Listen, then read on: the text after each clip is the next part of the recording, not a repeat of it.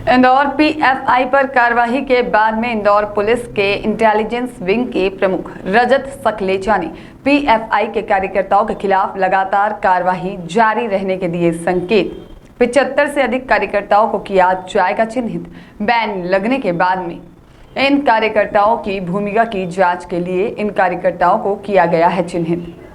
जकात के नाम पर लिया जाता था चंदा, खरगोन दंगे और CANRC सहित अन्य जगहों पर पीएफआई के कार्यकर्ताओं की भूमिका आई थी सामने, जिसके बाद में NIA के द्वारा जिस तरह से पिछले दिनों कार्रवाई की गई थी उसको देखते हुए पीएफआई से जुड़े हुए लोग अलग अलग क्षेत्रों में जाकर गिरफ्तारी के विरोध में भड़काने का कर रहे थे काम। उसी को देखते हुए अब्दुल सईद, दानिश यूसुफ और साथ ही में मौलाना नामक कार्यकर्ता पर की गई कार्यवाही। इंदौर पुलिस ने धारा 151 के तहत की है कार्यवाही।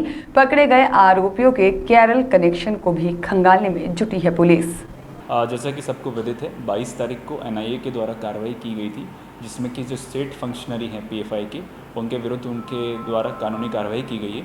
तत्पश्चात कल स्थानीय स्तर के जो पीएफआई के कार्यकर्ता हैं और जो संगठन के पदाधिकारी हैं, उनके द्वारा विरोध प्रदर्शन किया जा रहा था अलग अलग जगहों पर, और लोगों को भड़काने का प्रयास किया जा रहा था कि पीएफआई अच्छा काम कर रही है और सरकार उनके विरुद्ध कार्रवाई करके गलत कर रही है। इसी के आधार पर उनके विरुद्ध प्रतिबंधात्मक कार्रवाई कर उन्हें जेल भेजा गया है। तो ये 4 व्यक्ति हैं और कल रात्रि में पीएफआई के ऊपर बैन हुआ है, जिसका स्टेट नोटिफिकेशन भी अभी प्रक्रियारत है।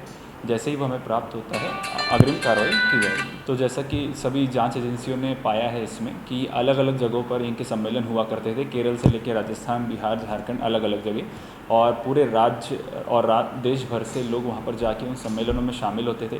साथ ही ये व्हाट्सएप पर अपने यूट्यूब वीडियोज़ और अलग अलग तरह की भड़कालू चीज़ें भेजा करते थे, जिससे कि लोगों को दुष्प्रेरित किया जा सके और वो राष्ट्र के खिलाफ कार्रवाई कर सके। जैसा कि अभी तक हमें जानकारी पता चली है कि एक फ़ंड है जो सेंट्रलाइज इनका केरल में स्थान ग्रुप है, वहाँ से प्राप्त होता था।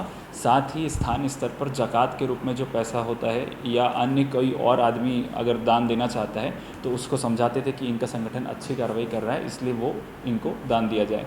अभी हाल ही में खरगोन के दंगों के समय भी इन्होंने पैसा इकट्ठा किया है, NRC के विरोध प्रदर्शन के समय पैसा इकट्ठा किया है। तो अलग अलग मुद्दों पर इन लोगों ने समय समय पर पैसा इकट्ठा किया। तो इनके अलग अलग ऑर्गेनाइजेशंस हैं, जैसा कि टोटल 9 ऑर्गेनाइजेशंस बैन हुए हैं इंक्लूडिंग पीएफआई। तो उसमें कैंपस फ्रंट ऑफ इंडिया है जो स्टूडेंट्स को जोड़ता है, महिलाओं को जोड़ने वाला है, बालकों को जोड़ने वाले भी अलग अलग ऑर्गेनाइजेशंस हैं। तो इनका अभी जैसे जैसे जांच में पता चलता जाएगा कि ये किस किस तरह से उनको ट्रेंड करते थे, क्या सिर्फ पाठ्यक्रम के आधार पर करते थे या शारीरिक क्रियाओं के माध्यम से भी करते थे, ये जांच में खुल के आएगा। तो इसमें एक अब्दुल सईद टेलर हैं जिनके खिलाफ कल 151 की कार्रवाई की गई है। उनकी दर्जी की दुकान है, कोई टाइल्स का बिज़नेस करता है, कोई CNC का बिज़नेस करता है। तो अलग अलग बिज़नेस करने वाले लोग हैं जो पीएफआई से जुड़े हुए थे, जिनको गिरफ्तार कल किया गया है और पूर्व में भी किया गया। तो इसमें चूँकि जैसे हमने पीएफआई के पदाधिकारियों से पता किया है और उनके जो NRC में विरोध प्रदर्शन हुए हैं या खरगोन दंगों के समय जिन्होंने धरना प्रदर्शन किया है, उन लोगों को हमने तब चिन्हित किया था जिन्होंने पीएफआई के बैनर के तले कार्य किया है, और उनके ऊपर हम लगातार नज़र रख रहे हैं। जो भी ऐसी कार्रवाई कर रहा है या जो अभी भी संगठन के साथ जुड़ा है, तो नोटिफिकेशन के पश्चात उनके खिलाफ कानूनी कार्रवाई की जाएगी। तो जैसा कि मैंने आपको बताया कि सेंट्रल नोटिफिकेशन जारी हो गया है और स्टेट नोटिफिकेशन भी जारी हो रहा है। तत्पश्चात जैसा जैसा हम चिन्हित करते हैं, जैसा पाएंगे कि कौन कितने लेवल तक एक्टिव है या आज भी मेंबर है, उसको अकॉर्डिंगली जैसे सिमी के बैन के समय कार्रवाई हुई थी, वैसे की वैसी पीएफआई के बैन के समय भी उन संबंधित कार्यकर्ताओं के खिलाफ कार्रवाई हो। समय समय पे कभी 20 लोग, कभी 25 लोग, NRC के समय अधिक लोग, तो हमें 70-75 लोग ऐसे हैं जो एक्टिवली इस पार्टी के लिए काम करते थे, तो उन लोगों को हमने चिन्हित करा।